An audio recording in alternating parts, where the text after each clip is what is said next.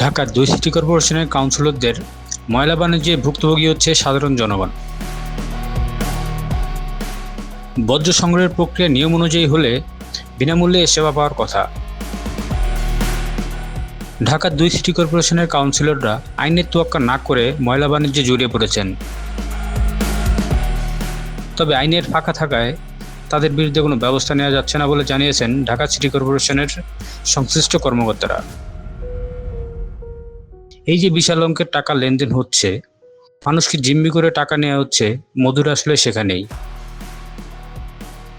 এই মধুরা রাজস্ব হিসেবে যাক না, অন্তত বাড়তি বিল দিতে হবে না। সিটি কর্পোরেশন টাকাটা পেলে সেটা উন্নয়নমূলক কাজে, নাগরিকদের সেবায় কাজে লাগাতে পারবে। আমাদের নির্বাচন প্রক্রিয়ায় জনগণের মতামতের প্রতিফলন ঘটছে না।